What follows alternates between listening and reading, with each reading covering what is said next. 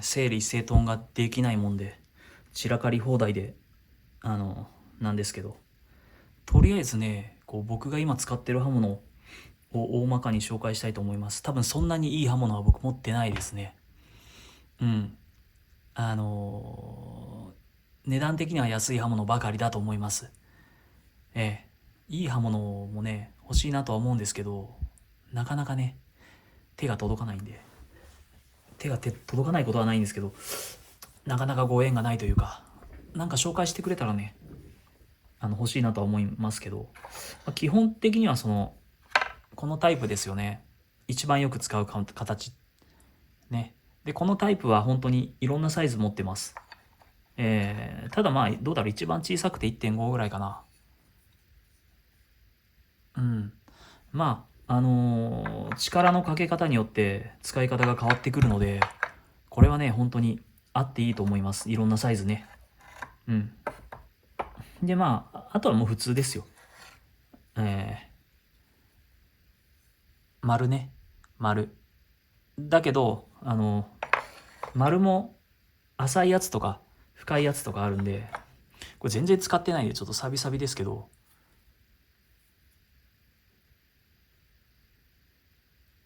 わかんのかなこれ。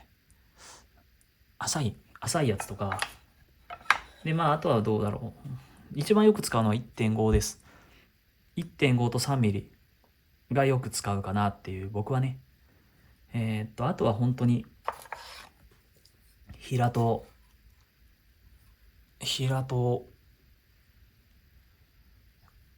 これ最初なんか本当に僕あんまり使うことないなって思ってたんですけど、いや意外と使うんですよね今だと。1.5 とか 4.5 とかで、あとまたその平戸をね改造したやつ、平戸の角を落としたやつ、うん、それを 1.5 とか、7とか、持ってますね。うん。1.5 は割と使うと思います。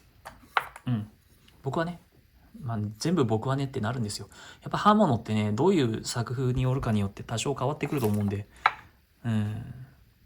まあ、本当にホームセンターで買えるような、刃物も僕はもう本当に普通に持ってます。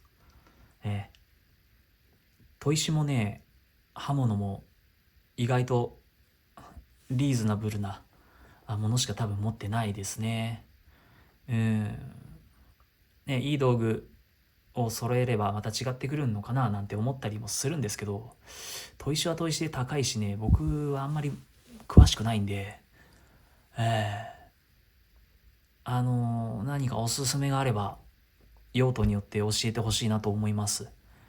えで刃物に関してもね、彫刻とここのやつはいいよってやつがあればね、まあご存知でしたら知っているならば教えてほしいなとは思いますけど、うん、まあ今のところ問題なく使ってるんで、そうだな、そんな驚くほど使い方っていうか使い心地というかね、切れ味が変わるっていうならいいやつも欲しいんですよ。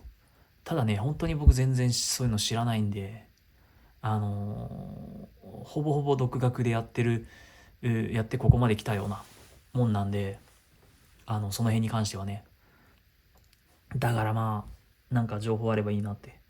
まあ大体あれですよ、大まかに主戦力となるのは本当に、先ほどの三角と丸と、三角言いましたっけ？三角三角はね言ったかな。まあ普通の三角、ちょっと広めの三角を持ってるだけで、あとはもう本当に 1.5 とか1ミリとか 0.5 ミリまで持ってますけど、うん、まあそれぐらいなんですよ本当に。でここ最近なんですよ、こういういわゆる左刃ってやつを揃え始めたのは。うん。ただまあこれもね、使うやつと使わんやつっていうのがやっぱり出てきてるんで、やっぱ似たような使い方をしてるもんとかもあるんで、あれこれいるのかなっていう、これもほぼほぼ独学なんで、その辺もなんというか頼りないんですけど、ね、なんかこれも一つ一つまた用途によって伝えれたらなと思うんですけど、正直ね、そんなに僕の彫る彫刻にはあまり、こんなに種類はいらないかもしれない。これはこの前作ったやつですよね。作ったんですよ。チャンネルメンバーになると見れる唯一まともな動画が、まともでもないんですけど、これなんですけど、この制作。実はね、これあんまり使ってないですよ、今。うん。だからなんでしょうね。どういうものを作るかによってやっぱり変わってくると思います、道具は。だから僕のは本当にあくまでも参考程度にしかならないと思うんで、えどうかね、自身のいろいろ道具試してみてください。うん。